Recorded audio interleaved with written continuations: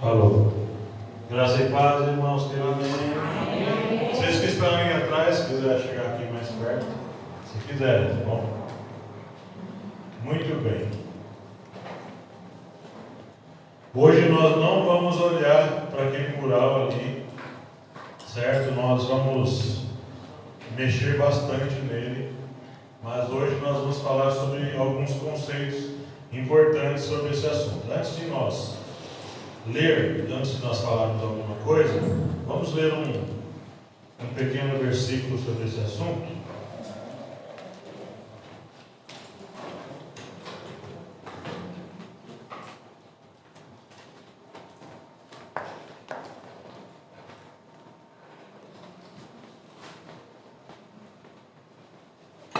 Abra aí na primeira epístola de Paulo aos Tessalonicenses. Primeira de Paulo aos Tessalonicenses.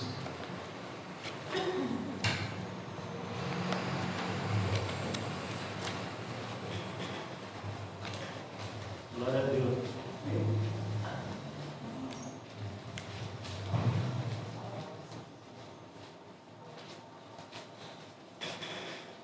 Versículo 15. Primeira de Paulo aos Tessalonicenses, capítulo 4, versículo 15.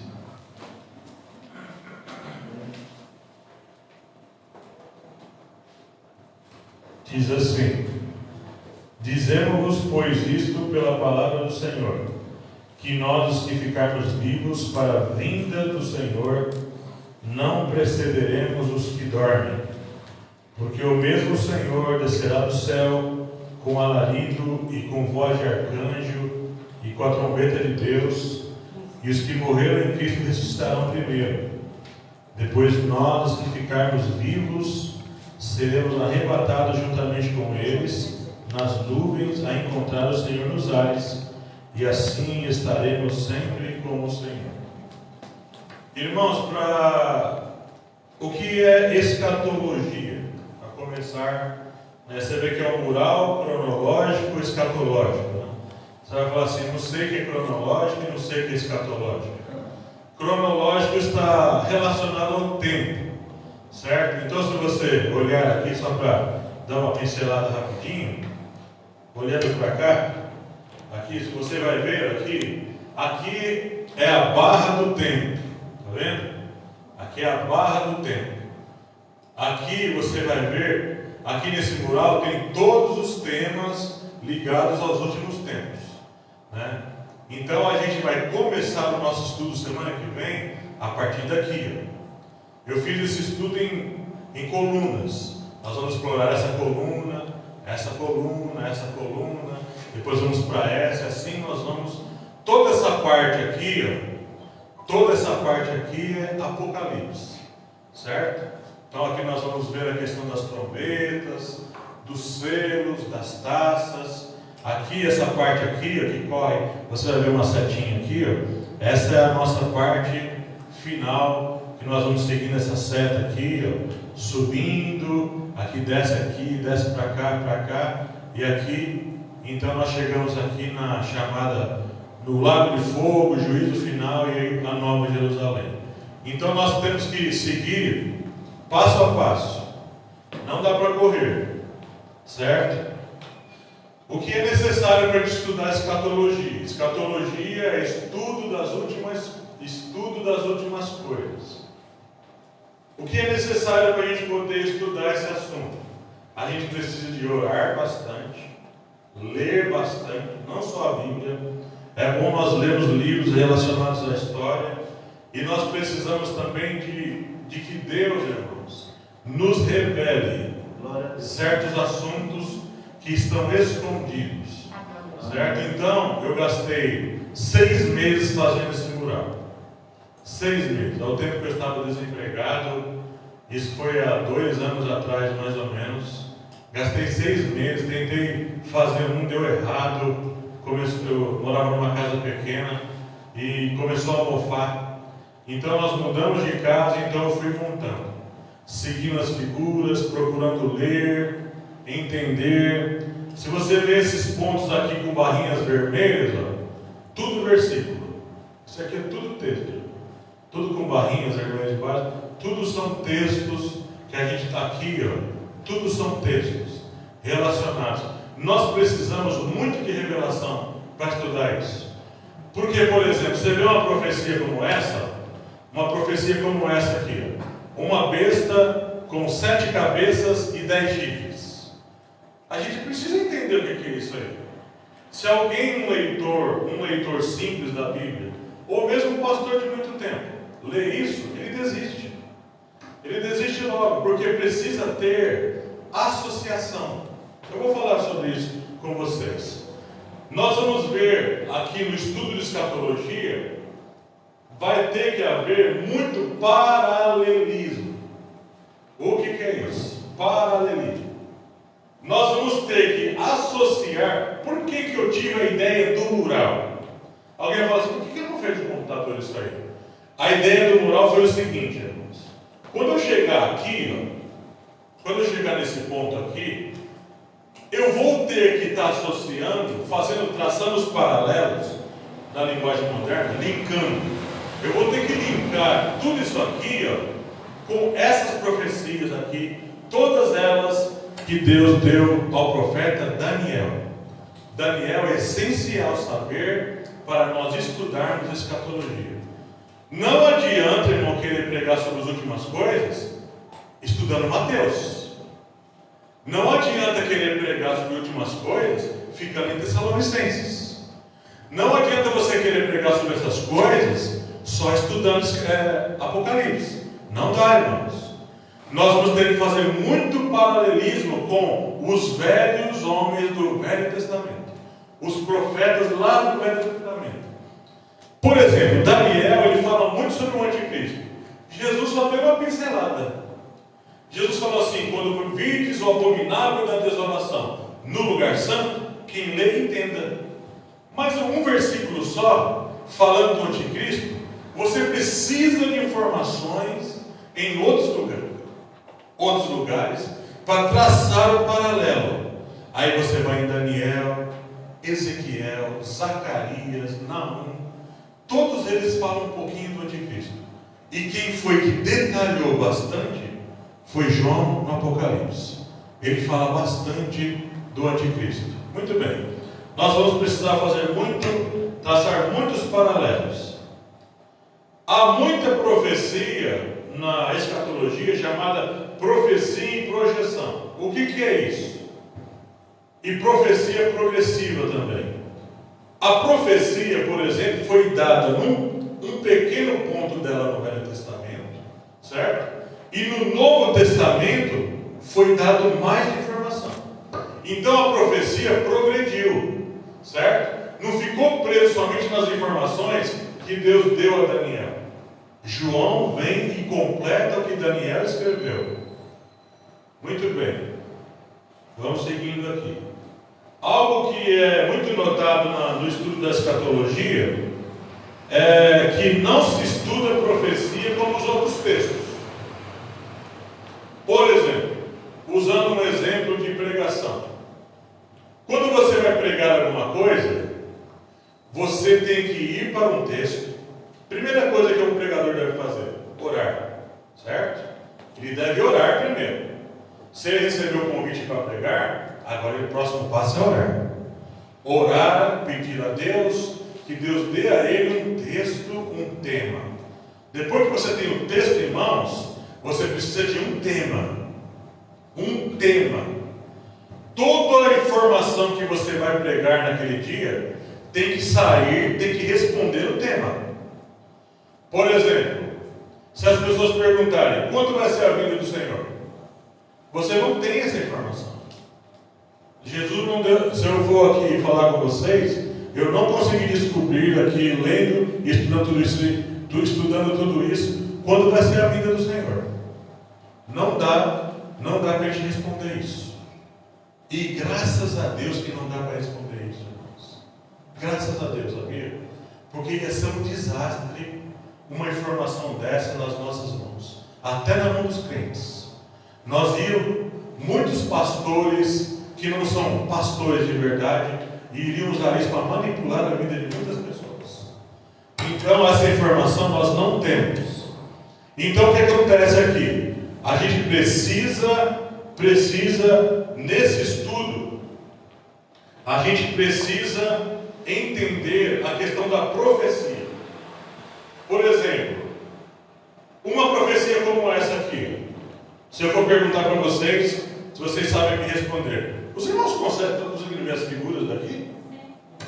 Se eu falar para você, vou pegar uma profecia aqui de Daniel, um urso com uma pata levantada e outra baixada e 3 costelas na boca.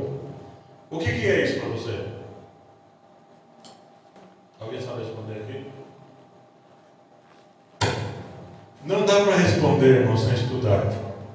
Não dá para responder. Nada disso aqui, há 2 anos atrás, eu sabia. Vou falar a verdade.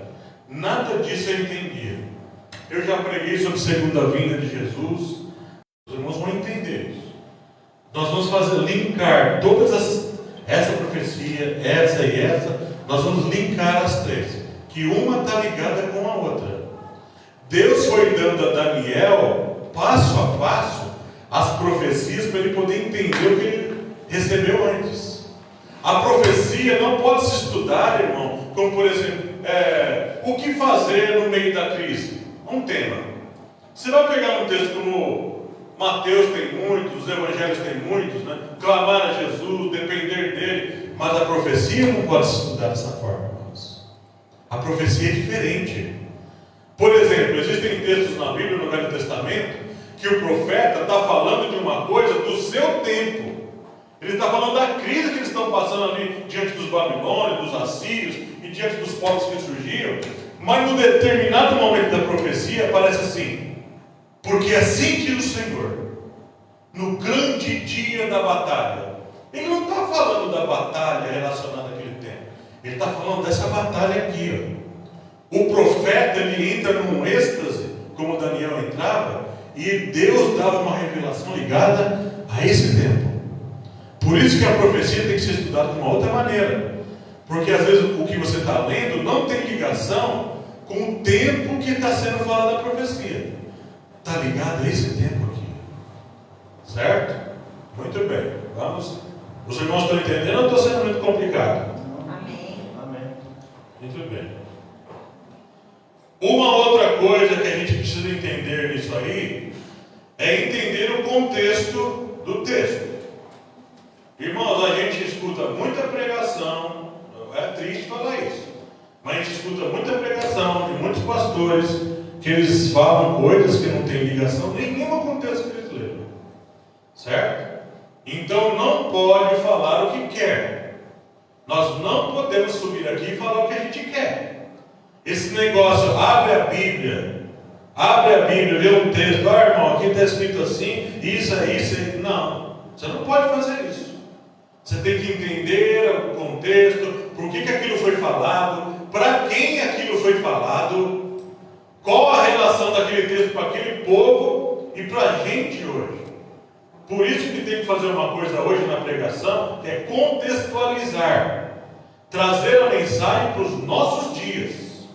A mensagem tem que ser trazida para os nossos dias, porque senão não tem sentido nenhum, irmãos. A mensagem não vai ter sentido nenhum. Você veja que aquela profecia dada a Daniel foi dada há séculos atrás.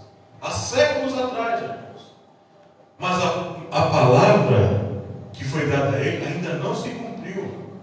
Então nós vamos ter que entender isso e linkar com o Apocalipse. Muito bem.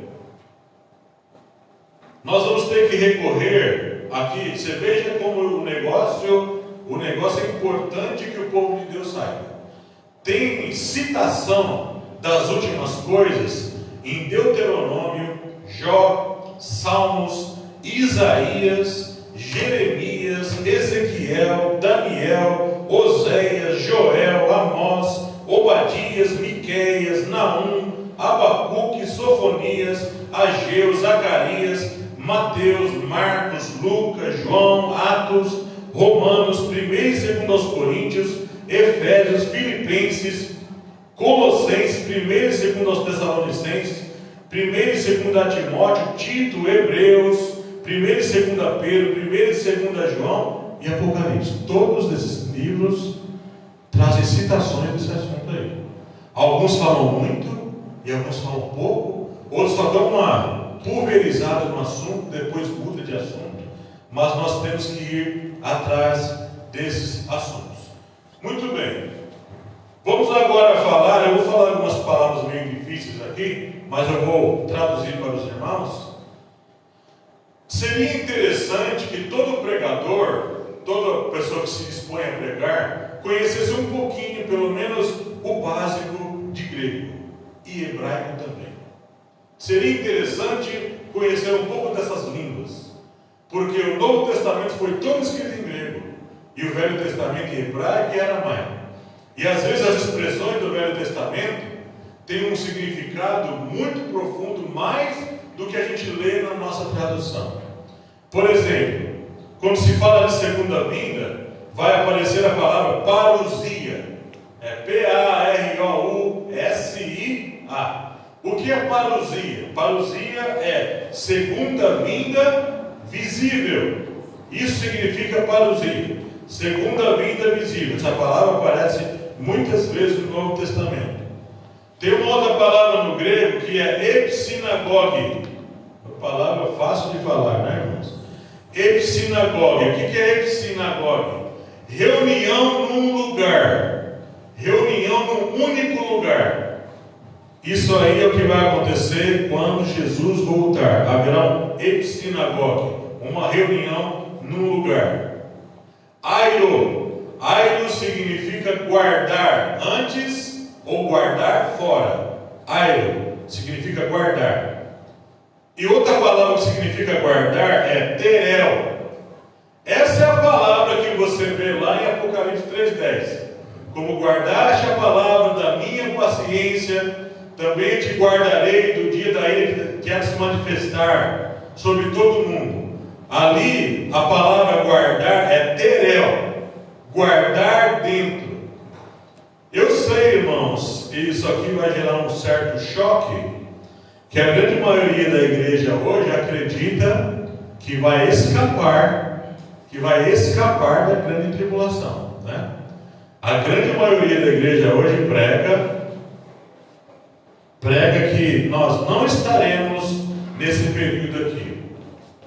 Aqui olhando para o mural, a grande maioria, mais de 90% da igreja cristã no mundo todo, acredita que nós vamos escapar aqui antes da chamada última semana de Daniel. Eu vou explicar para vocês sobre essa questão das semanas. Então aqui são um período de 7 anos, onde o anticristo se manifesta aqui no início, certo? Mas a grande tribulação será daqui, da metade da semana para frente. Essa faixa preta aqui, Aqui serão 3 anos e meio de uma grande tribulação. Mas os chamados, eu vou explicar para vocês, aqui no final de hoje, tem as 3 correntes. Eu vou explicar para vocês como cada um pensa em relação a esse período aqui e a questão da presença ou não da igreja de Cristo. Muito bem. Vamos seguindo aqui. Existe também uma expressão que tem muito no Novo Testamento relacionada a esse assunto, que é a palavra epifaneia. Epifaneia é a tradução de manifestação. Quando a gente fala assim, houve uma manifestação de Deus naquele lugar, nós estamos falando de um sinal visível de Deus. Então, quando fala que Jesus vai se manifestar, significa dizer que haverá uma aparição visível. A Bíblia fala que todo olho verá. Todo olho verá. Certo? E temos também a palavra Apocalipse. Apocalipse, na verdade, são 2 palavras. Apó, que significa para longe ou para fora de, e calipto, que significa sombra. Então, apocalipse, apó, para fora, e calipto, sombra. Então, quando você tira uma coisa, fora da sombra, é porque tem uma luz refletindo. Então o Apocalipse é livro das revelações. Quando você levava uma foto para revelar, lembra que batia a foto daquelas máquinas Kodak, aquelas máquinas antigas? O que acontecia lá? A gente levava a foto porque a gente não sabia como as fotos saíam, né? Então ele passava naquilo lá, então revelava o que a gente tinha batido nas máquinas. Então Apocalipse é livro das revelações. Aparece muito também nesse estudo a expressão ponta ou chifres. Ponta ou chifres. Isso aqui é uma referência a reis ou reinos, irmãos, que alguns também chamam de poder. Seria o poder de um rei, poder de um estado, poder de um país. Pontas ou chifres. Aparece também a expressão ancião de dias. Essa expressão ancião de dias tanto se refere ao pai como ao filho. Existe um momento em Daniel que aparece ela duas vezes, que o ancião de dias foi até o outro ancião de dias. Ali Jesus chegando junto do Pai no dia da ressurreição. Lá no Apocalipse aparece uma expressão chamada mar. Já viu a besta que se levanta do mar? Mar ali são povos. Povos, irmãos. Não é mar literal, mas são povos. E também a gente olha no livro de Daniel que aparece muita expressão tempo, tempos e metade de um tempo. Tempo ali é ano. Então é ano, 2 anos e metade de um ano. Se referindo a esse tempo aqui, ó, 3 anos e meio. 3 anos e meio é o tempo que vai durar a chamada grande tribulação. Esse é o tempo que Jesus falou que se esse tempo não fosse abreviado, nenhuma carne se salvaria. Esses dias pregando no Parque América, eu tenho assim, depois que eu dei o estudo, aí eu estou pincelando alguns temas, algumas vezes que eu prego. Eu pego um tema e prego sobre esse assunto. E então teve um dia que eu falei sobre a questão do sofrimento que a igreja vai passar. Aí eu falei assim, mas como é que a gente vai conseguir passar esse período tão difícil e o anticristo perseguindo a igreja e a gente aqui, a gente não vai ser tirado se nós vamos estar aqui? Como é que nós vamos passar por isso, sabe, com todo esse conjunto de coisas que vai acontecer? A gente vai estudar isso aí. Irmãos, nós vamos ser guardados por Deus nesse tempo. Viu? Não vai ter como passar sem Deus se manifestar poderosamente nesse tempo. Viu? Não vai ser possível passar se Deus não estiver conosco, e Ele fala que vai estar conosco. Deus fala que vai. Há também nesse estudo a manifestação da palavra chamada semana. 70 semanas de Daniel. É imprescindível, é importantíssimo nós estudarmos essa profecia das 70 semanas. Ela se dividiu em 3 partes. Ela se dividiu em 62 semanas, 7 semanas e falta uma. Semana de anos, 70 vezes 7, 490 anos. Faltam 7 anos para essa profecia chegar no seu ponto de conclusão. E vai ser esta semana aqui. Esta semana está ainda pendente para se cumprir. Então já passaram-se, 63 semanas de anos que já se cumpriram. Nós vamos ver estudando aqui. Nós vamos ver quando ela começa, quando termina outra parte, quando começa, termina outra parte. E aqui nós vemos essa última semana que nós vamos estudar mais para frente. Estou indo muito rápido? Estou indo muito rápido? Não? Os irmãos estão entendendo? Dia do Senhor. Tem pelo menos 3 momentos que se fala que é o dia do Senhor. Que é o dia do Messias, que é a volta dele. É o dia da parousia, que é a segunda vinda visível de Jesus. Tem um dia também que eles chamam de dia do Senhor, que é lá no final do milênio. Haverá ali um tempo que esse também é conhecido como um grande dia de batalha. E o dia do Senhor também é o dia que ele peleja contra as nações. Esse dia, irmão, vai ser um dia terrível aqui na terra. É o dia que Jesus volta e peleja contra todos aqueles que seguiram o anticristo, que colocaram a marca. Durante o estudo nós vamos falar muito sobre o negócio de marca, chip, né? É o Pix. Tem muito boato sobre esses assuntos e algumas coisas não têm sentido nenhum. E também fala um termo que aparece muito lá no Novo Testamento e no Velho Testamento, é Megido, ou Vale de Josafá, ou Vale do Armagedon, ou Vale da Decisão. Esse lugar está lá em Israel. É um lugar gigantesco, plano. Esse é o lugar onde vai ter o grande dia da batalha. Haverá uma batalha nesse lugar. Se você tiver um dia, chance, condições de visitar Israel, peça para conhecer o Vale do Armagedon. Eu nunca fui, irmãos. Eu sonho em ir um dia.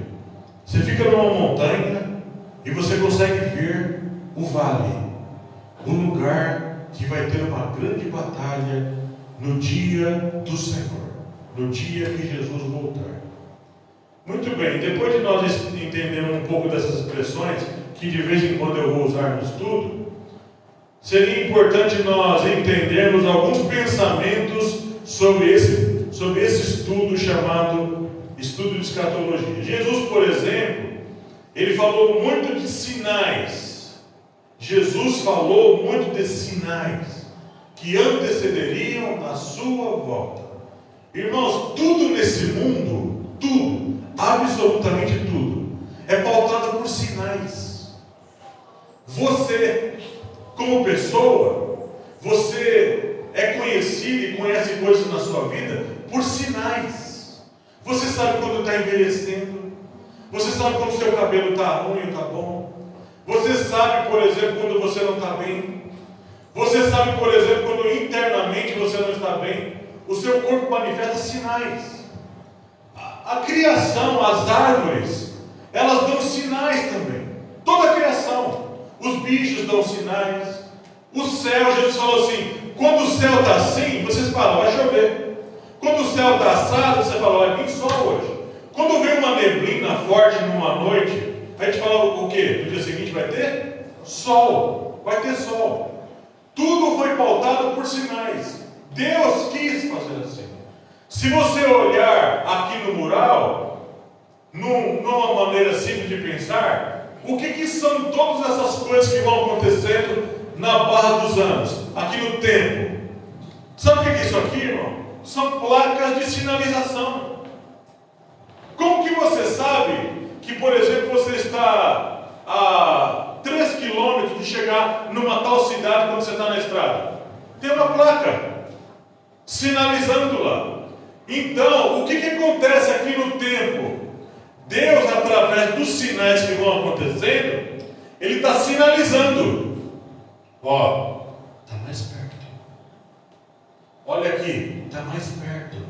Quando você vê acontecendo terremotos, pandemias, coisas se manifestando no mundo, guerras, rumores de guerras, Jesus falou para olhar para os sinais. E no final, quando chegar aqui pertinho da vinda dele, ele fala assim: quando vides, olhar, quando vides todas essas coisas, olhar para cima, que a sua redenção está próxima. Então aqui os sinais são importantíssimos. Jesus falou muito sobre a questão de nós atentarmos para os sinais. Era um pensamento enfatizado por Jesus. Os apóstolos, por exemplo, os apóstolos também falaram muito de sinais, mas eles deram outras informações. Por exemplo, Paulo fala do arrebatamento. Jesus não falou de arrebatamento. Ele nem dá um pincelamento sequer. Por exemplo, no Novo e no Velho, eles dão uma pincelada sobre a ressurreição, sabe, dos mortos em Cristo e daqueles que estiverem vivos serem transformados. Isso são informações dadas no Novo Testamento. No Velho Testamento você não encontra. Você encontra a questão da ressurreição, certo? Profetas. Os profetas falaram muito sobre a ressurreição de justos e injustos. Falaram também que todas as coisas chegarão ao seu final. Os chamados pais da igreja. Alguém aqui já ouviu falar sobre pais da igreja? Alguém aqui já leu alguma coisa sobre esses irmãos? O que aconteceu na história? Os apóstolos morreram, certo? A igreja precisava continuar, não é? Só que a igreja não tinha mais um Paulo, não tinha mais um Pedro, não tinha mais as colunas.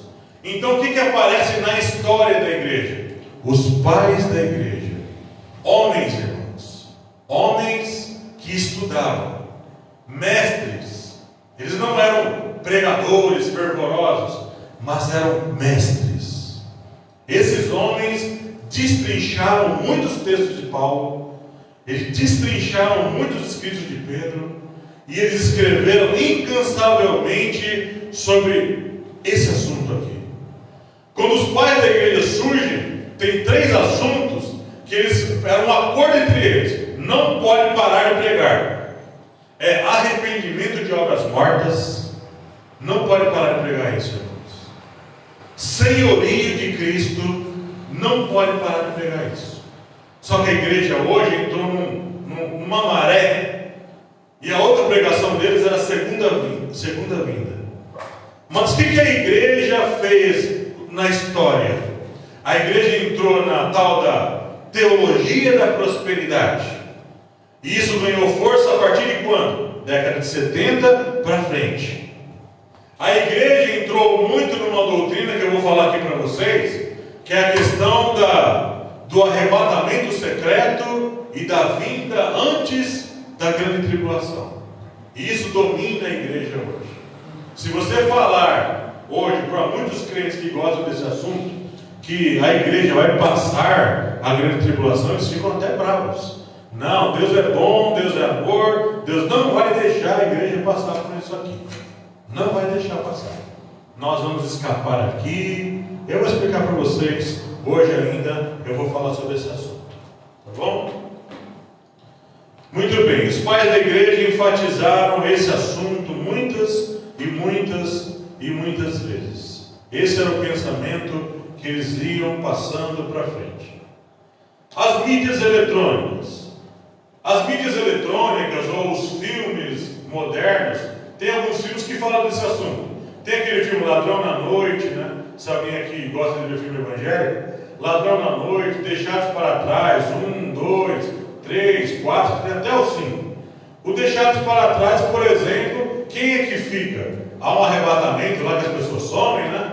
E fica um grupo lá, né? Ficam os judeus e os desviados. Todos eles defendem a ideia de que a igreja não vai passar pela grande tribulação, certo? Isso as mídias eletrônicas falam. O catolicismo romano. O que o catolicismo romano fala desse assunto? Os católicos, irmãos, esses assuntos não são falados para eles. Sabe, são assuntos que você pergunta para eles, eles desconhecem esse assunto. Mas, olhando para o corpo de doutrina dos católicos, lá, estudando os livros deles, eles são preteristas. O que é isso? Eles acreditam que tudo já aconteceu. Todas as profecias já aconteceram. Todo esse tempo já passou, e agora nós só estamos esperando Jesus voltar e estabelecer o seu reino. Eles não acreditam nessa questão de grande tribulação e aparecimento do anticristo, nem adianta conversar com eles. Adventistas do sétimo dia. Por que eu destaquei esses grupos aqui? Não são evangélicos? Adventistas dessa igreja vem dessa ideia. Igreja do advento. Advento é vinda. Quando você vê, com o advento da era moderna, quer dizer, com a vinda da era moderna. Então os adventistas acreditam. Eles foram fundados por um homem chamado Guilherme Miller. Surgiu lá em 1840. O Guilherme Miller, olhando para Daniel 8,14, o profeta Daniel 8,14, ele passou a pregar que Jesus viria em determinado momento na história. Então ele pregou a vinda de Jesus para 1840, depois para 1844, depois mais algumas vindas ele profetizou, com a vinda da chamada Ellen White, já devem ter ouvido falar dessa mulher. A Ellen White não abordava questões escatológicas. Ela disse que recebeu uma visão de Deus e Deus destacava a guarda do sábado com letras de ouro. Por isso que eles, além da questão escatológica, eles abordam muito a guarda do sábado e questões do Velho Testamento. Aí quando chega em 1840, Jesus voltou? Não. Jesus não voltou. Mas para os adventistas do sétimo dia, para não desmerecer a profecia do seu fundador, eles falaram que Jesus realmente voltou. Jesus voltou aqui, só que ele não veio pegar as pessoas. Jesus ele está num lugar chamado santuário, e lá no santuário Jesus está estudando a genealogia dos povos para ver quem é que vai ser salvo. Então, para eles, Jesus voltou de verdade. E ele está lá fazendo o chamado juízo investigativo. Vocês estão rindo, mas é o que eles pensam. Os adventistas e os chamados testemunhas de Jeová, porque as testemunhas de Jeová, eles são ramificados no adventismo. O fundador dele, que é o Charles Taze Russell, ele era um adventista no passado, mas ele saiu. Também pregou como os adventistas vindas. Ele falou também que Jesus ia vir tal dia, vir tal dia, vir tal dia, até hoje não veio. Só que existe uma diferença e semelhança entre esses dois grupos. Por exemplo, os dois grupos acreditam que vai ter relação com essa parte final do estudo. Tanto os adventistas como as testemunhas de Jeová acreditam numa doutrina chamada aniquilacionismo da alma e inexistência do inferno. Para eles é o seguinte: Deus é amor, Deus é misericordioso e Deus não vai permitir de maneira nenhuma que as pessoas venham parar aqui, no lago de fogo. Então o que eles defendem? Quando chegar esse momento aqui, esse momento aqui é o juízo final. É o juízo final, o juízo do trono branco. As pessoas que se perderam, todos aqueles que se perderam, eles vão ser julgados aqui, constatado que serão culpados, mas não vão ser lançados no lago de fogo. Deus aniquilará a existência deles. Aniquilacionismo da alma. Deus vai fazer com que eles desapareçam da história. Então não tem para eles essa questão de que uma pessoa que se perde vai para o inferno. Para eles não tem inferno. E também essa pessoa não vai depois para o lago de fogo. Porque Deus é amor. Deus é misericordioso. Deus não pode permitir que pessoas fiquem num lugar como esse. Então eles pregam isso, eles defendem essas doutrinas. Tanto eles como os TJs, com chamados de testemunhas de Jeová. O que o islamismo, que é a religião que mais cresce no mundo, fala?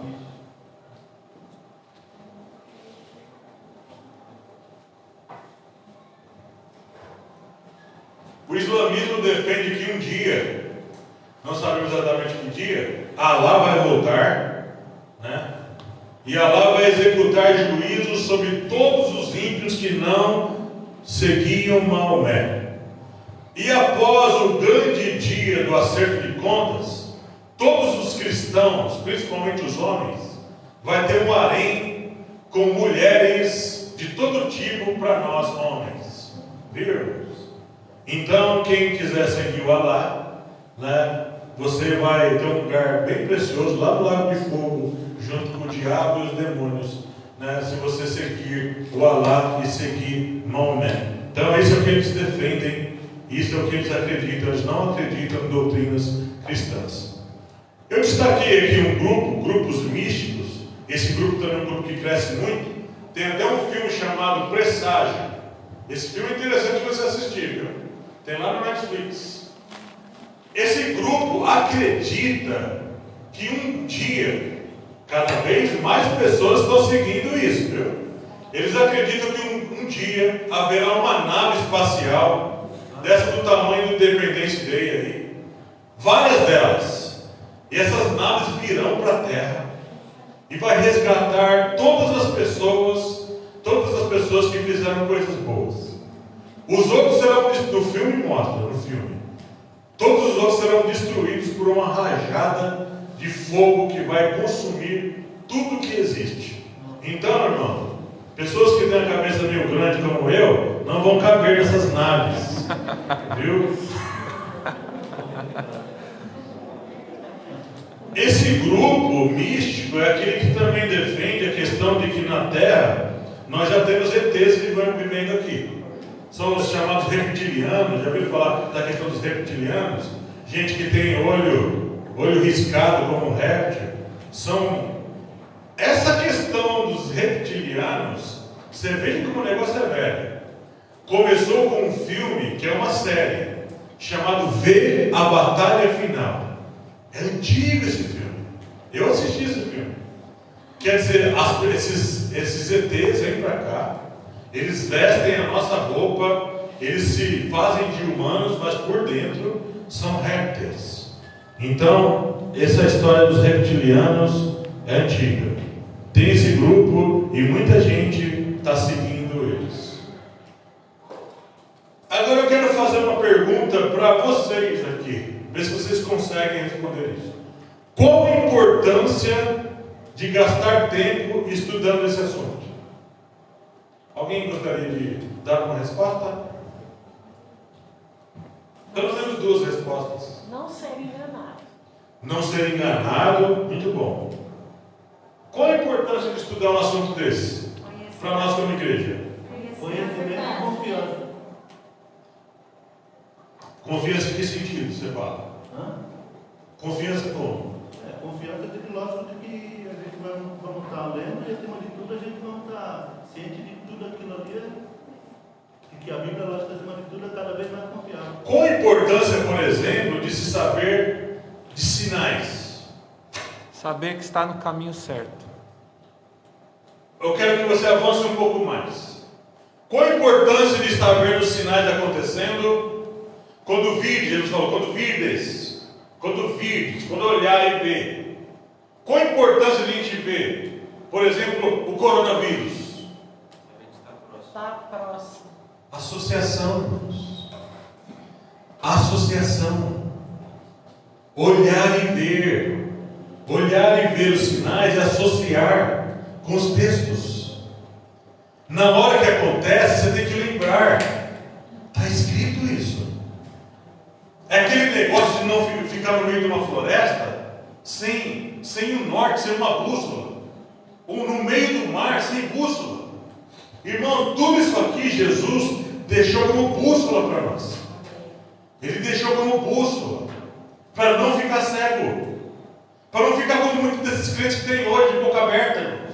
Crente de boca aberta, que fica atrás de dinheiro, crente atrás de se enriquecer nesse mundo. Jesus não incentivou nenhum crente a enriquecer. Não há na Bíblia incentivo para crente ficar enriquecendo. Pelo contrário, vai enriquecer em boas obras. Paulo fala. Jesus falou: juntai tesouro no céu. Juntai tesouro no céu, não na terra. Tudo que a gente ganha aqui, tem aqui, prospera aqui, tem que ser canalizado, irmão, para apressar essa vida. Paulo fala assim: apressando a vinda de Cristo. Como é que se apressa isso? Investindo na obra. Investindo na obra. Investindo na obra, irmãos.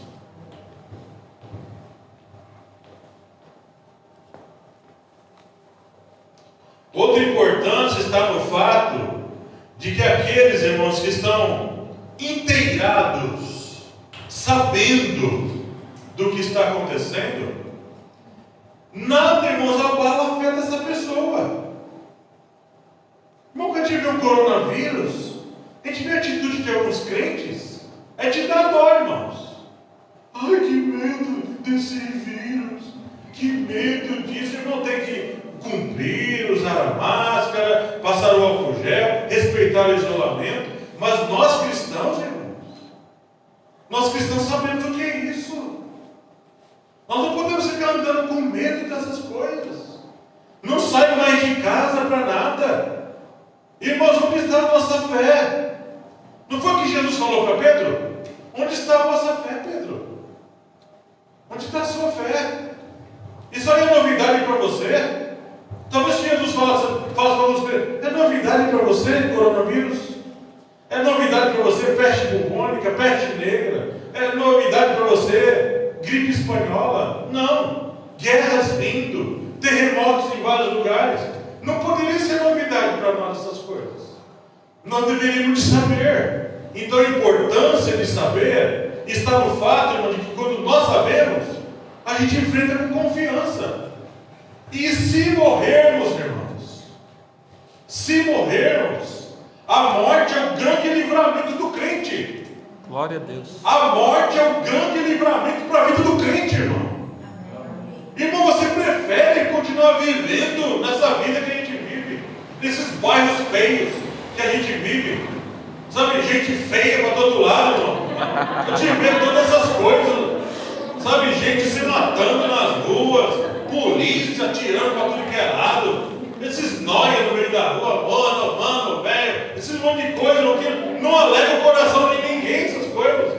A pessoa prefere gastar, irmão, a vida investindo nas coisas dessa vida do que se encontrar com o Senhor. E Paulo fala, isso é incomparavelmente melhor. Irmão, ficar do lado do Senhor, vestindo essas roupas feias que a gente veste aqui, irmão, andando nesse busão lotado, cheio de gente falando só asneira e abobrinha. Irmão, eu penso, isso aí, não, eu penso o seguinte, irmãos, que depois que a gente descobre um tesouro desse, sabe o que acontecia comigo quando estava fazendo mural? Eu acordava com textos inteiros na cabeça. A cabeça é grande, cara, não. Então, eu acordava com os textos, eu acordava com as referências. Eu acordava, eu estava desempregado, eu acordava, vai ler Daniel. Rapaz, eu passei a comer aquilo. Sabe o negócio de você lê e a palavra está saltando da Bíblia? Sabe a palavra está ganhando significado? O negócio entrando, eu falei, meu Deus, eu nunca entendi isso, Senhor. Eu nunca compreendi essas coisas. Irmãos, quando a gente compreende essas coisas de uma maneira ampla, a gente perde a alegria desse mundo, irmãos. Os apóstolos, eles perderam. Você vê as pregações dos apóstolos? Não amem esse mundo, não se apeguem a esse mundo. Por que esses homens viviam pregando isso? Para alguns crentes de hoje, ler essas palavras é uma afronta. Crente, irmão, que fica dentro das igrejas, atrás desses pastores macumbeiros, sabe, os pastores macumbeiros, irmão, sabe, ensinando a ficar atrás de rosa, atrás de areia, túmulo, sabe, como que é? É sal, arca de Moisés, irmãos, essas coisas foram todas desfeitas, irmão. Sabe, gente atrás da areia de Israel, água do Jordão. Irmãos, essa água do Jordão mesmo, o Jordão está seco, irmão. Não tem água no Jordão. Esses pastores ficam trazendo água do Jordão e dando, irmão, para esses crentes místicos, crentes que não são libertos pela palavra, irmão. Então eu troco tudo isso que eles dão por Jesus, irmão. Glória a Deus. Eu troco tudo por Jesus. Glória a Deus. Não adianta mais, irmão, a gente ficar construindo castelos aqui. Jesus falou que nós temos de Deus uma cidade não feita por mão de homem e de anjos, feita por Deus, irmão. Feita por Deus. Outra importância de estudar esse assunto, acredito que é uma coisa bem importante, é ver a precisão das profecias. Irmão, isso é uma coisa linda de ver. Você quer ver uma coisa? E aqui são que horas, irmãos? Oi? Que horas são? Que vai ter intervalozinho, não vai? 8h50. Uma profecia como essa aqui, ó. Quer que vocês olhem isso? Aqui, ó. Um leopardo com 4 cabeças e 4 asas. Sabe? 4 cabeças. Um leopardo com 4 cabeças. Depois um bode peludo com 4 chifres. Você olha isso aí, um leitor despreparado fala, Deus está falando de Pokémon aqui? Não!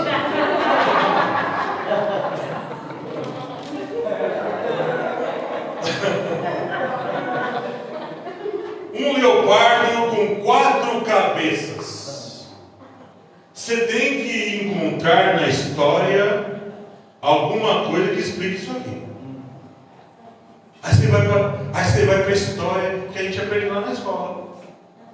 Houveram nesse mundo alguns reinos chamados reinos mundiais: Egito, Assíria, Babilônia, Medo-Persa, Grécia, Roma, e Roma acaba os reinos mundiais.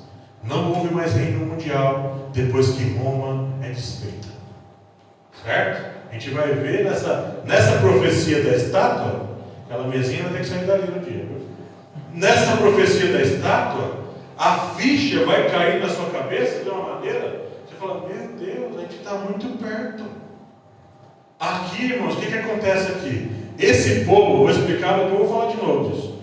Esse aqui, irmãos, são chamados, gregos. Esse aqui são os gregos. Quem é que liderava o grande reino da Grécia? Alexandre o Grande. Alexandre o Grande não tinha filhos. Não tinha filhos.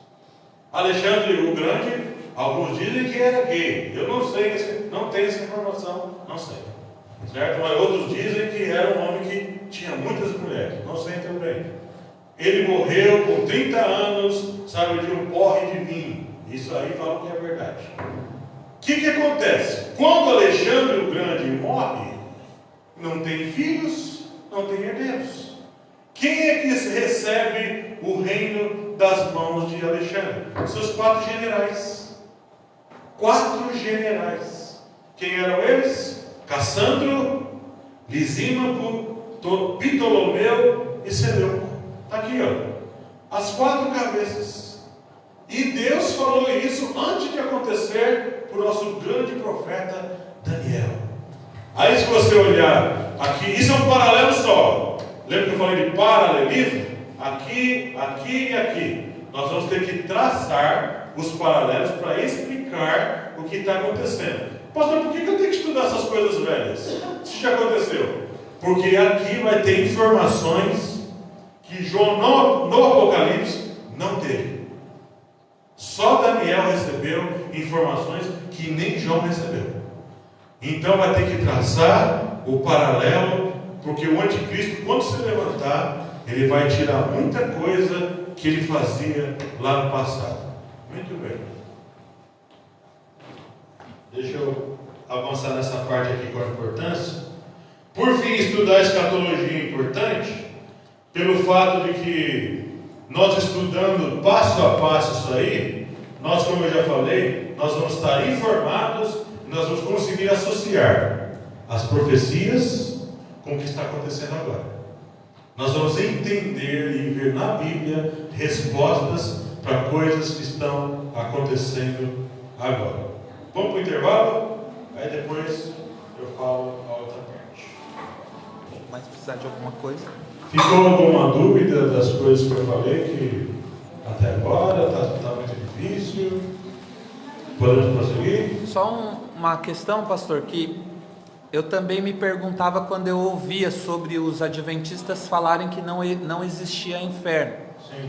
A minha dúvida era, como eles podem negar algo que está escrito? E um dia eu participei de um culto com eles lá em Santa Amaro, um estudo bíblico de sábado, e eles consideram que está escrito, mas eles dizem que era um código, era um símbolo, então eram-se falado de inferno para não falar assim, olha, você vai ser inexistente. Eles davam um símbolo, uma fantasia, eles entendem assim. Mas na verdade esse tipo de interpretação é conhecido como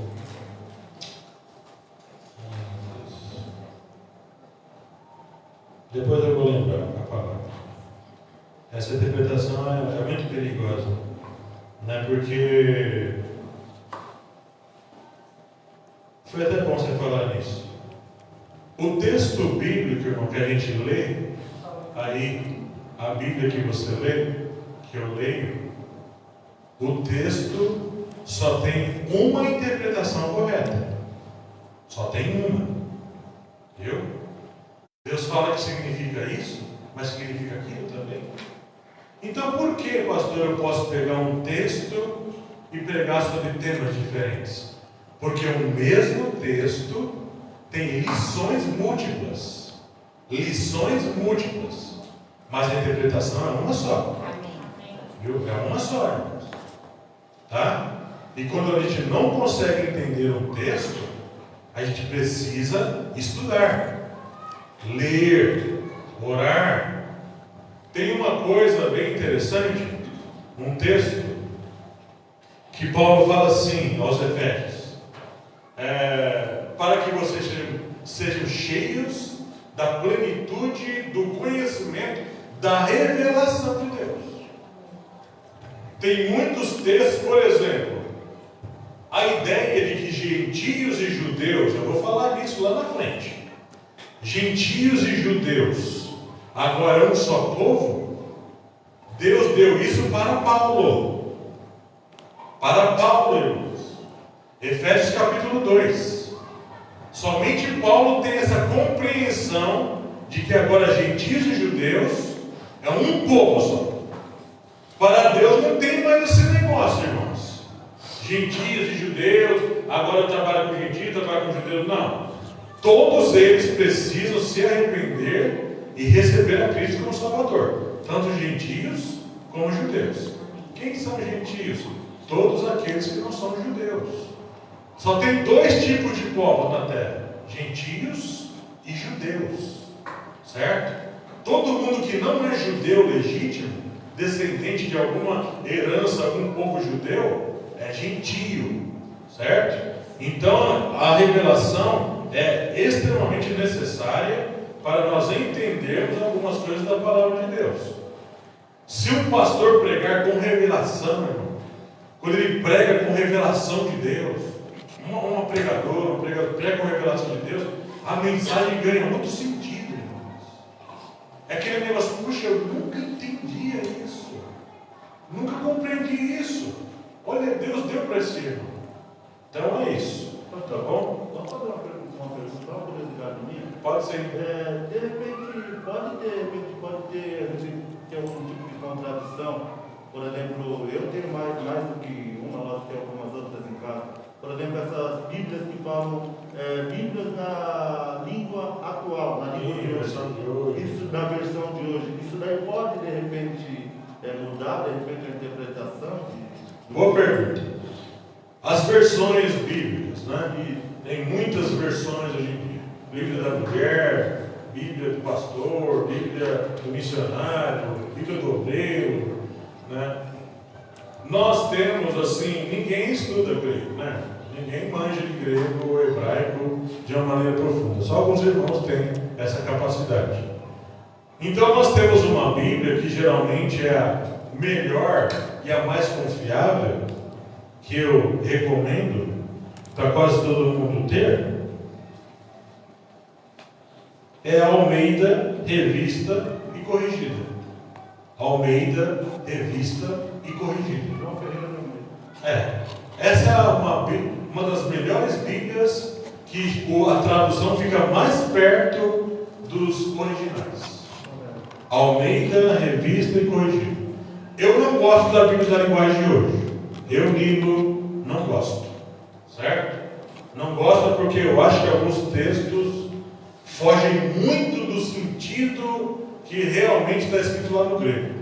É bonito, abre entendimento para algumas coisas, mas em algum momento é distorcido também o sentido do texto. Eu não recomendo essa Bíblia para as pessoas terem. Tá bom? A Almeida, Revista e Corrigida é a melhor Bíblia para dar para um irmão ler, porque com certeza ele vai aprender bastante sobre as coisas de Deus. Muito bem, então falando aqui sobre as correntes de pensamento, né? Agora eu quero falar com você das correntes teológicas. Sabe, o que os grupos teológicos pensam sobre esse assunto? Nós temos o chamado pós-milenismo. Eu vou explicar para os irmãos. Pós de depois. Pós-milenismo. Quem são os pós-milenistas? Começou com um homem chamado Ticônio, lá no século IV, depois de Cristo. E foi adotado também por Agostinho, um chamado pai da igreja. Mas foi lá no final do século XIX que esse pensamento pós-milenista ganhou muita força. O que os pós-milenistas acreditam? Eles acreditam, irmãos, que à medida que a vinda de Cristo se aproximar, as coisas vão começar a melhorar. Para eles, irmãos, o que vai acontecer? Eles diferem dos outros grupos no sentido de que vem um mundo melhorar. Eles não acreditam exatamente num milênio, sabe? Eles acreditam que nós já estamos vivendo esse chamado milênio. Os pós-milenistas acreditam que nós já estamos vivendo nesse chamado milênio, e quando Jesus voltar, aí todas as coisas ganharão sentido. Esse pensamento existe nos nossos dias. Muito pouca gente é pós-milenista. Muito pouca gente acredita que nós estamos vivendo o milênio. Por que você lê sobre o milênio na Bíblia, irmãos? Nada do que está escrito no milênio está acontecendo agora. Então não tem nenhum sentido esse pensamento. Nós temos também os amilenistas. Amilenistas. Quem são esses? Eles não acreditam que vai existir milênio. Não acreditam que Jesus vai reinar 1000 anos. Esses são os amilenistas. É interessante, quando eu dei o estudo, depois que eu acabei o estudo, apareceu um irmão lá, na igreja de Parque América. Eu recomendei para ele assistir o estudo, ele assistiu. Ele veio com um ar de zombaria. Ele falou: pastor, eu não acredito que vai ter milênio. Ele falou assim. Eu falei: por que você não acredita? Porque aquele texto que está em Apocalipse, lá aquele que você está falando, você falou para os adventistas falaram, aquilo não significa milênio, pastor. Aquilo é outra coisa, aquilo é simbólico. Aquilo é uma coisa que representa um reinado de Jesus. Mas, irmão, está escrito lá que depois de 1000 anos, Satanás é solto. Onde você põe Satanás nessa história? Não, eu não sei explicar. Mas para mim não tem milênio. Então o irmão é amilenista. O irmão é amilenista. Certo? Mas o irmão acredita em Jesus. O irmão acredita que Jesus é o Salvador. Acredito. Irmão, essas diferenças teológicas que nós temos não afetam diretamente a questão salvação. Entende isso? Não afeta diretamente, fulano não vai ser salvo porque é amilenista, é pós-milenista, é pré-milenista. Não, isso são pensamentos teológicos, certo? Você tem que se firmar em linhas que andam junto com a palavra. Todos eles falam que está na palavra. Todos esses grupos falam, mas está escrito na palavra. Mas eles têm poucos argumentos, certo? E depois nós temos os chamados pré-milenistas. Aí nós entramos nessa história. Certo? Pré-milenistas, antes do milênio, certo? E dentro dos pré-milenistas nós temos 3 grupos. 3 grupos, aí você vai ver onde você se encaixa. Nós temos os chamados pré-milenistas, aqui, ó. Se você olhar aqui, ó, no mural, aqui está o milênio. O milênio está aqui no mural, certo? A segunda vinda, ela acontece aqui, no finalzinho, lá no final.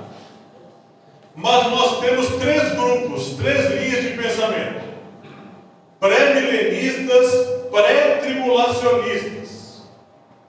Palavras chatas de falar. Quem são os pré-milenistas, pré-tribulacionistas? Eles acreditam que vai existir milênio e que Jesus volta antes da chamada última semana de Daniel, antes de se manifestar o anticristo. Os pré-milenistas são esses que defendem são as músicas da Cassiane, né? Vocês pentecostais gostam muito, né? Aquele negócio lá. Estou tentando lembrar uma música aqui da Cassiane que ela fala desse assunto. O mar vai se Escuto muito a abrir. Cassiane, né? Então, O mar vai se abrir. Quando É. o mar. ela fala alguma coisa no cântico, né? Vai ser glória, né? Aquele dia o avião vai cair, né? Já viu essas histórias? O avião vai cair, de repente todo mundo some, o carro bate, sabe? Esses são os chamados pré-milenistas pré-diantes. Pré-milenistas pré-tribulacionistas. É a primeira corrente de pensamento. Esses acreditam que Jesus volta aqui, ó. Eu vou explicar para vocês. Antes do início dessa barrinha vermelha. Esses que pensam que Jesus pode voltar daqui a pouco, irmão. Já viu essa história? Jesus vai voltar já já. Irmão, todas as profecias já se cumpriram. Jesus pode voltar essa noite. Esses são os pré-milenistas pré-tribulacionistas. Eles acreditam que a igreja, no mundo todo, não entra na faixa vermelha nem na preta. A igreja não entra nos 7 anos. Os pré-milenistas, pré-tribulacionistas, acreditam que Jesus volta aqui de maneira secreta, arrebata os crentes, eles sobem para cá, no céu. Aqui no céu eles vão ter os galardões e vão viver as bodas do Cordeiro. Bodas é casamento. Esses são os pré-milenistas, pré-tribulacionistas. E quando Jesus volta aqui de maneira secreta, tem alguém que vai junto também. O Espírito Santo sobe junto. Quem é que fica aqui para viver o governo do anticristo? Os judeus e os desviados. Esses vão ficar aqui. Segundo essa linha de pensamento, que começou quando isso, pastor? Começou aqui, eu vou falar sobre isso. Começou aqui em 1860, com um homem chamado John Nelson Darby. Então, de 1860 até hoje, dá quantos anos? 140. Estamos em 2021, né? 161 anos tem essa doutrina. 161 anos. Aí você pergunta, quem crê nessa doutrina hoje? Mais de 90% da igreja. Mais de 90% da igreja acredita no pré-milenismo, pré-tribulacionista. A igreja sobe aqui e nem vê depois o que acontece. Acabando-se os 7 anos, a igreja volta aqui de novo, Jesus volta aqui de novo com a igreja para resgatar quem viveu nos 7 anos e se converteu nos 7 anos. Pergunta básica para essa doutrina: como se converter se o Espírito Santo subiu junto? Não tem como, irmãos. Não tem como. Não tem como haver conversão sem Espírito Santo. Sem Espírito Santo não tem conversão. A Bíblia fala: aquele que tem o Espírito de Cristo, esse tal é dele. Não, aquele que não tem o Espírito de Cristo, esse tal não é dele. Se o Espírito não vai estar aqui na terra, porque subiu no arrebatamento, como que esse povo vai se converter aqui, irmãos? Eles vão virar paçoca na mão do diabo e do anticristo. Então, essa é uma linha de pensamento que começou em 1860. Eu vou falar detalhadamente durante o estudo. Qual é a outra linha teológica? Pré-milenista, porque é antes do milênio, né? Começa aqui. Midi ou meso-tribulacionista. Pré-milenista, midi ou meso. Meso é meio, né? Meso-tribulacionista. Qual o pensamento dessa linha, desse grupo teológico? Eles acreditam que a igreja vive os primeiros 3 anos e meio. São 7 anos, né? A igreja entra, vê o anticristo, mas aqui quando começar a grande tribulação, que é a segunda metade de 7 anos, quando começar a grande tribulação, Jesus volta aqui no meio. E aqui eles vivem o que os outros vivem. vai ter aqui as bodas, os galardões, e aqui no final esse povo volta. Esses são os métodos tribulacionistas. Tem gente que pensa desse jeito hoje? Quase ninguém. Esse pensamento não tem força nos nossos dias. E tem os chamados pré-milenistas, pós-tribulacionistas. Pós. No seminário que eu estudei, o pastor me ensinou a ser isso aqui, ó. Pré-milenista, pré-tribulacionista. E os irmãos do seminário, que são pastores hoje, né, cada um teve que, depois do seu ministério, desenvolver um raciocínio em cima disso aí. Quando eu, Nilo, deixei de pensar como pré-milenista, pré-tribulacionista? Quando eu fui meditar na palavra, irmãos. Não tem como, hoje eu afirmo em muitos lugares, que é impossível Jesus voltar aqui, ó, antes que o anticristo apareça. É impossível Jesus voltar aqui no meio também. É impossível. Olhando para a Bíblia, é impossível. Você vai ter que distorcer o texto até onde não dá mais, para colocar Jesus aqui, ó, e deixar todo mundo aqui sofrendo na mão do anticristo. Você vai ter que inventar bastante na palavra de Deus. Primeiro ponto, que eu vou ajudar vocês a refrescar a mente de vocês. Quando Jesus volta, o que tem que acontecer na vinda dele? O que tem que acontecer para Jesus vir? O arrebatamento. Mas o arrebatamento é dos vivos, né? Sim. É de quem estiver vivo, não é? Mas o que aparece primeiro na história? Se já morreram em Cristo. Ressurreição, irmãos. Quando Jesus volta, tem que ter ressurreição dos mortos em Cristo. Paulo fala isso. Os mortos em Cristo ressuscitarão primeiro. E nós que estivermos vivos para a sua vinda, não precederemos os que dormem. Quer dizer, a gente não vai receber o corpo glorificado antes dos mortos. Eles primeiro e a gente depois. Então, vamos pensar nisso, certo? A Bíblia fala de duas ressurreições. Duas só. A dos salvos e a dos perdidos, não é? Ressurreição para a glória eterna e para a vergonha eterna. A Bíblia fala de duas ressurreições. Vamos pensar nisso aqui. Esse povo aqui, ó, vamos pensar no primeiro pensamento. Pré-milenista, pré-tribulacionista, certo? Quando Jesus volta aqui, primeiro de maneira secreta, aonde está a vida secreta de Jesus na Bíblia? Aonde está? Não tem. Diz que todo olho verá, não é? Todo olho verá, está escrito. Todo mundo já leu esse versículo. Todo olho verá. Muito bem. Esse povo que está aqui, quando Jesus volta, vai ter que ressuscitar, não é? Vai ter que haver ressurreição de mortos. Muito bem, esse povo ressuscita aqui. Os que estão vivos são arrebatados. Esse povo vem aqui para cá. Eles estão livres daqui da terra. Só que a Bíblia fala que tem gente que vai morrer por sua fé em Jesus aqui, na mão do anticristo. A gente vai ler os textos. Depois nós vamos ler os textos, certo? Diz que o anticristo vai fazer guerra contra os santos. Se a igreja sobe antes, segundo esse pensamento aí, estou no primeiro pensamento. Se a igreja sobe antes e o anticristo vai fazer guerra com os santos, quem são esses santos? Eles estão no céu. Estão no céu.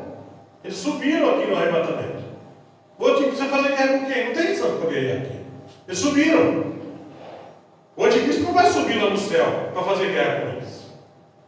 Então, aqui está um ponto. Segundo ponto, como se converter sem Espírito Santo? Não tem como, ele subiu, né? Eu estou pensando como um pré-tribulacionista. Eu não penso assim, mas estou pensando como eles pensam. Então, aqui, esse povo morre, certo? Esse povo que declara sua fé em Jesus, eles morrem aqui. Morrem Eles morrem aqui. Morrem com fé em Jesus. Eu estou ainda pensando como pré-tribulacionista, certo?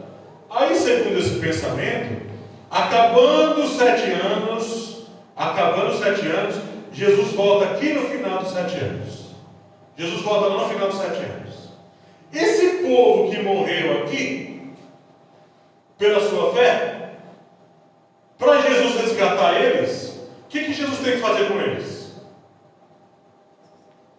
Para Jesus resgatar eles. Eles não morreram? Ressuscitar. Tem que ressuscitar esse povo, gente. Tem que ressuscitar esse povo. A ressurreição nos dará o chamado corpo glorificado, não é? Quando a gente for ressuscitado, a gente recebe agora um novo corpo. 1 Coríntios capítulo 15. Agora me fala uma coisa. Vamos pensar com eles. Se Jesus veio aqui, segundo esse pensamento aí, Jesus veio aqui, ressuscitou o povo uma vez. Jesus volta aqui no final, segundo esse pensamento. Vai ressuscitar mais um que morreu aqui. Já temos uma segunda. E daqui no final aqui no dia do juízo final, o que Deus fala lá em Apocalipse capítulo 20? Mas estes não ressuscitaram até que os 1000 anos se completassem. Está falando de quem? Dos ímpios. No dia da ressurreição dos salvos, tem um grupo que permanece lá na eternidade perdido. Quem? Os ímpios. Esses não ressuscitam, porque não eram de Jesus. Esses ressuscitam aqui, ó, lá no final. Eu vou explicar detalhado. Eu só estou explicando a doutrina. Então, segundo esse pensamento, nós vamos ter 3 ressurreições. 3, não 2. Aí chega com uma pessoa dessa, eu falo assim: onde está a 3ª ressurreição na Bíblia? Só faz essa pergunta para eles. Onde está a 3ª ressurreição na Bíblia? Eles não têm. Então, eu me recuso a crer no pré-tribulacionismo. Eu vou explicar com mais detalhe durante o estudo. Vocês vão ver que Daniel já mata logo no início essa doutrina aqui. Eu me recuso também a ser midi-tribulacionista. Meso, midi ou meso, mesma coisa. A Jesus voltar aqui no meio. Por quê? Porque é a mesma coisa. O mesmo pensamento, só mudou o deslocamento na história. Por que eu, aqui ó, nós temos três lugares para andar. Esse corredor do meio e o terceiro corredor. Eu, Nilo, vou ter que andar num corredor. Vou ter que andar por uma linha doutrinária. Porque se eu ensinar vocês a ser os 3, eu vou falar assim: Deus está falando que é certo os 3. E só um desses é certo. Só um desses é correto. Aí eu vou defender, irmãos, aqui, e estudando a Bíblia, nós vamos ver. Você quer ver uma coisa? Alguém aí abre a Bíblia para mim? Em João capítulo 6, verso 39, verso 40, verso 44. João capítulo 6, verso 39, 40 e o verso 44. O irmão aí com uma voz bem forte, minha irmã, pode ler para mim, por favor. E esta é Vou ler um, depois ler outro. Pode ler. E esta é a vontade do Pai, o qual me enviou, que eu não perca nenhum de todos os que Ele me deu, mas que eu os ressuscite no último dia. Muito bem. Deu outro, 40, né? 40. Quanto a vontade daquele que me enviou é esta, e todo aquele que vê o Filho e crê nele e tem a vida eterna, e eu ressuscitarei no último dia. Deu 44. Ninguém pode vir a mim se o Pai que me enviou e não trouxe, que eu o ressuscitarei no último dia. A ressurreição vai ser no último dia. Já começa essa história. Se a ressurreição acontecer aqui, ó, segundo o pensamento pré e o meso tribulacionista, se acontecer aqui ou aqui, se acontecer aqui, tem mais 7 anos de história. Se acontecer aqui, tem mais 3 anos e meio de história. Não pode ser o último dia? Isso não é o último dia? Tem que ser aqui, no último dia, no fechar das cortinas. Tem que ser naquele momento que Deus fala assim: agora quem assume a história sou eu. Você vai aprender isso nessa profecia. Semana que vem nós vamos começar por ela. Nessa profecia a gente vai ver o que é assumir um reino no último dia. Você vai ver o que Deus vai fazer através de Jesus quando Ele vier tomar o reino. E um reino que nunca mais vai se acabar. Então, se Jesus aqui volta aqui ou volta aqui, tem coisa errada nessa história. Porque ainda tem mais tempo acontecendo as coisas. E tem mais uma coisa, irmão, que eu não acredito que Deus vai fazer isso. Certo? Aí é um pensamento da minha cabeça. Se esse povo, segundo esse pensamento, se esse povo sobe para cá, aí vai viver as bodas do Cordeiro, né? Vai ter lá as coroações, vão fazer as festas, os galardões. Se esse povo está aqui festejando e o pau está quebrando aqui embaixo, sabe? O povo está morrendo na mão do anticristo, o anticristo está morrendo, o anticristo está perseguindo, matando o crente, matando o povo de Deus. E esse povo morre aqui pela fé deles. Eles morrem firmes na fé, alguns deles. O povo está aqui casando, uma parte da igreja está aqui casando, e uma parte da igreja está aqui morrendo. Então Jesus celebra o casamento com uma parte da noiva. Irmãos, quando eu levo a noiva para o altar, é a noiva inteira. Não é? É a noiva inteira, eu não quero a cabeça da noiva, só os braços. Eu quero a noiva toda. Não é? Não é verdade? Aí chega aqui, uma parte da noiva está festejando, e outra parte da noiva está morrendo na mão do anticristo.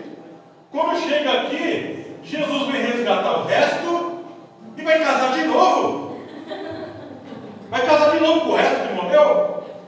Então, esse pensamento, por uma série de fatores, eu me recuso a crer nisso. Não tem lógica. Não tem lógica esse pensamento. Mas esse pensamento ganhou força. Por quê, Deus? Por pensamentos devocionais. Por coisas não exatamente bíblicas. Mas aquele pensamento, o mesmo pensamento dos adventistas. Deus é bom. Deus não vai permitir que a igreja fique na mão do anticristo. Deus não vai permitir que os crentes passem por um momento como esse. Deus não permite, sabe, que os crentes são irmãos. Nós precisamos ler a história da igreja. Todo crente deveria de pegar um livro de história da igreja e ler um livro bom. Eu tenho um bom lá, História do Cristianismo, através dos séculos. Irmãos, crentes que foram, Hebreus fala, alguns foram cerrados pelo meio. Diz que alguns viveram nas cavernas. Aonde a igreja era encontrada no passado? Cavernas, desertos, florestas. Isso vai voltar a se repetir. Viu? Nesse período aqui, nesse período chamado de grande tribulação, nós não vamos ter moleza, irmãos. Nós não vamos ter moleza. Vai ser difícil. Vai ser bem difícil esse período. Aqui, irmãos, no meio, bem no meio, é aqui no meio que entra a marca. A marca, as taças, as trombetas, os selos, tudo isso é aberto aqui, nesses 7 anos finais. Aqui, irmãos, quando chegar e colocar a marca, aqui essa marca a gente não vai ter negociação com a gente. Esse é o momento que a igreja vai romper com o sistema. Esse é o momento que nós, crentes, vamos ter que romper com o sistema. Ou ficamos com a marca ou sem. Se ficarmos sem, a Bíblia fala, não vai poder comprar, nem vender. Nesse tempo, irmãos, não haverá crentes andando de carro. Nesse tempo não haverá crentes trabalhando em empresa. Porque se você trabalhar marca, e a Bíblia fala que quem tiver a marca, irmão, já era. Já era, irmãos. Nós vamos ter que romper aqui, É aqui que o negócio vai ter que romper. Vai ser difícil, irmãos. A Bíblia fala que nós temos que fugir de cidade em cidade. Vai durar 3 anos e meio. A Bíblia fala. E ele vai guerrear contra os santos. E vai durar 3 anos e meio. 3 anos e meio vai durar isso. Aí você pensa assim, 3 anos e meio aguentando esse caboclo ruim nas nossas costas. Esse é o momento aqui, ó, esse chamado grande tribulação. É nesse momento que você vai aprender sobre a manifestação da ira de Deus. A manifestação da ira de Deus não vai ser contra crentes, vai ser contra todos aqueles que têm a marca, contra o anticristo e contra o falso profeta. É nesse tempo que cai bola de fogo, é nesse tempo, irmão, sabe, que vem aqueles demônios atormentar os homens. Isso não é lançado contra os crentes, é lançado contra esse povo que segue o anticristo. Então a gente vai sofrer a perseguição de quem? Do anticristo e de todos aqueles que se aliarem a ele. Então, queridos irmãos, quando nós passarmos a estudar semana que vem as profecias, aí você vai entender mais do que eu estou falando. Agora eu estou dando conceitos, pensamentos, mas através do estudo das profecias, você vai entender, porque hoje eu penso dessa forma. Eu sei, irmão, que para alguns, lá no Parque América, quando chegar aqui, ó, esse momento da nova terra e do novo céu, durante muito tempo nós escutamos que vamos morar no céu, não é? Você ainda acredita assim? Você vai morar no céu? Quem acredita que vai morar no céu? Levanta a mão. Levanta a mão, estou com medo?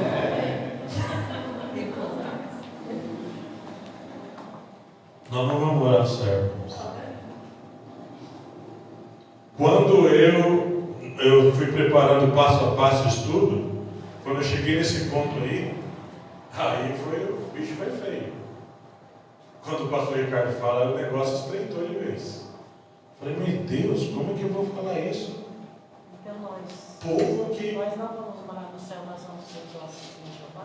Eles acreditam que nós vamos ser. As testemunhas de Jeová acreditam assim. Vou pegar o pensamento deles. Eles acreditam que essa terra que agora existe, esse sistema, esse universo, vai ser purificado com fogo, certo? Ele vai ser renovado, restaurado, reestruturado por Deus, certo? E aí nós vamos então viver nesse paraíso que ainda é aqui. Eu me recuso a crer nisso, certo? Porque porque o senhor pensa assim? Não, por causa da palavra de Deus. É por causa da palavra, só por causa da palavra de Deus. O único que teve a revelação completa de ver todo o sistema se destruindo foi o apóstolo Pedro. Veja como Deus foi distribuindo as coisas, né? Deus não deu tudo para um só. Deus foi dando, distribuindo. O apóstolo Pedro é que tem a visão de tudo se desfazendo, os elementos se desfazendo, queimando, sendo destruídos. Por que Deus não restaura aqui e faz tudo aqui? Porque esse sistema está contaminado com duas coisas que não podem fazer parte da eternidade. Se tiver lá na eternidade isso, o mundo vai cair de novo. Essas duas coisas são pecado e morte. A estrela mais longínqua do universo, a mais longínqua que nenhum tipo de telescópio mais avançado viu, essa estrela morre. Ela morre. A queda de Adão não significou a queda só da humanidade. A queda foi do sistema. O sistema caiu com Adão. A morte contaminou tudo. Irradiou a morte. Então lá, aqui na eternidade, tem que ser tudo eterno. Tudo tem que ser eterno. Nada pode ser desfeito. É vida eterna para tudo. Tudo. Homens e seres. Bom, domingo eu preguei, o irmão chegou e perguntou para mim, pastor, vai ter animais na eternidade? Eu falei, isso é uma pergunta muito difícil. Mas Jesus vai voltar com os anjos em cavalos, não é? Está escrito que ele vai voltar em cavalos. E não são cavalos daqui, são cavalos de lá. Irmãos, eu entendo, sabe, adiantando um pouquinho, eu já estou finalizando essa parte, que a eternidade vai revelar coisas que a gente não tem nem noção do que seja. A gente tem que desejar essa vinda, desejar esse reino, irmãos. A gente nunca mais vai ser feio lá, irmão.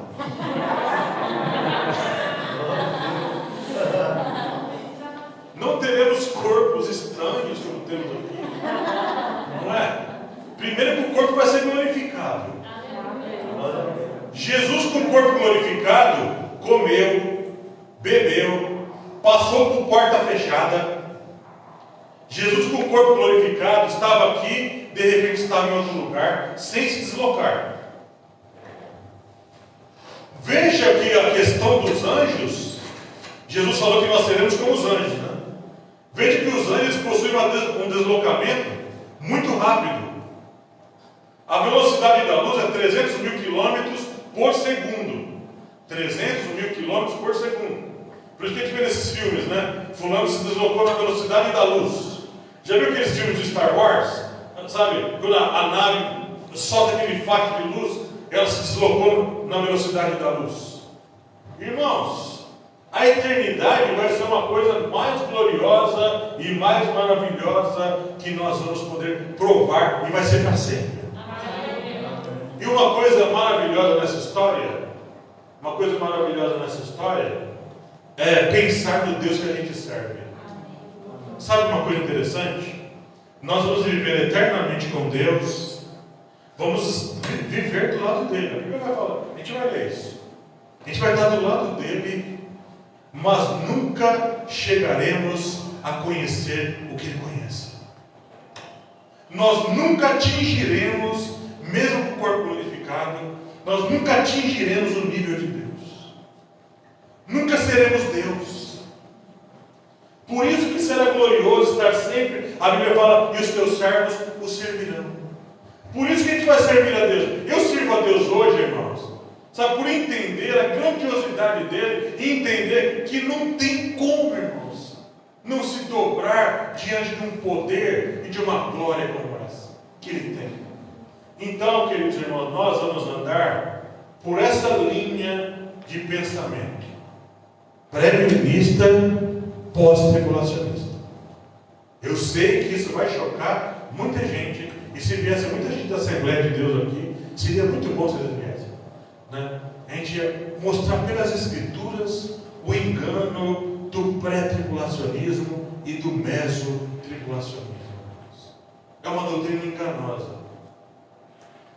Para fechar esse estudo de hoje, um irmão me perguntou: ser pré-tribulacionista ou meso-tribulacionista afeta alguma coisa na minha vida com Deus? Eu falei, talvez agora não, irmão. Mas quando o tempo chegar, e se você estiver vivo, pode afetar. Como assim? Quando chegar aqui, quando chegar aqui, que a gente vai ver o anticristo se manifestar. A gente vai ver. Quem estiver vivo, vai ver. Quando a gente vê que esse homem aparece e começa a fazer todas as barbaridades que ele vai fazer, sob a permissão de Deus, a Bíblia diz que Deus concedeu a ele que fizesse essas coisas.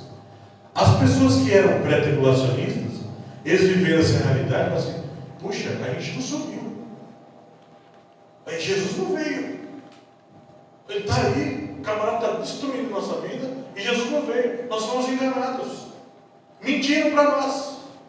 Não é que mentiram para eles, irmãos, é que eles não meditaram nas Escrituras. Eu vou provar todas essas coisas para vocês, não é com argumentos construídos na minha cabeça, é pelas Escrituras, irmãos.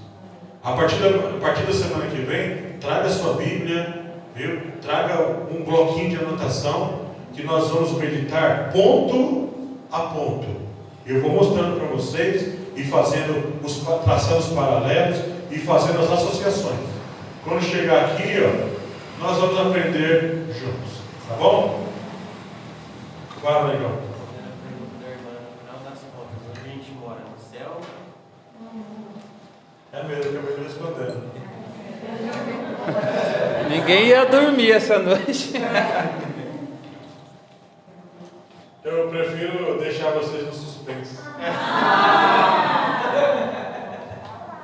Nós vamos morar na nova terra.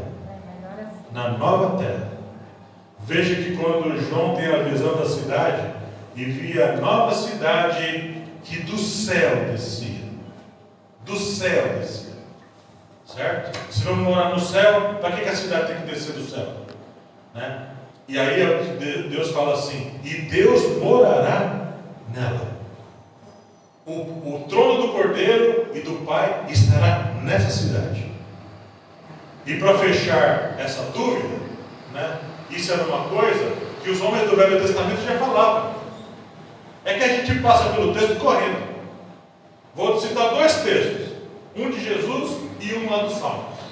Jesus falou assim: bem-aventurados os mansos, porque eles herdarão o céu. Está escrito assim? Não. Porque eles herdarão a terra. Eles herdarão a terra. Agora quer um texto mais forte do que esse? Salmo 37, versículo 9 ou 19. Deixa eu ver se é isso mesmo. Eu vou fechar aqui. Salmo 37. Versículo 9. Fala o nome aí. Vamos ver se é isso mesmo. Porque os malfeitores serão Porque os malfeitores serão Desarraigados. É a palavra. É a palavra chave. Mas aqueles que esperam no Senhor herdarão a terra. Mas tem um outro mais forte que esse. 29. Um outro irmão, lê para mim o verso 29. Salmo 37, verso 29. Os justos herdarão a terra e habitarão nela para sempre. Interessante. Os justos herdarão a terra e habitarão nela para sempre. Não tem nenhum texto que fala que a gente vai habitar no céu para sempre. Tá bom? Mas não é esse pensamento das testemunhas de Jeová, viu? Eles falam que essa terra, esse sistema vai ser desfeito por causa do pecado e da morte. Vai ser um sistema eterno que nunca mais vai ser destruído. Tá bom? Graça e paz. Sexta-feira que vem, se Deus permitir, estamos de novo.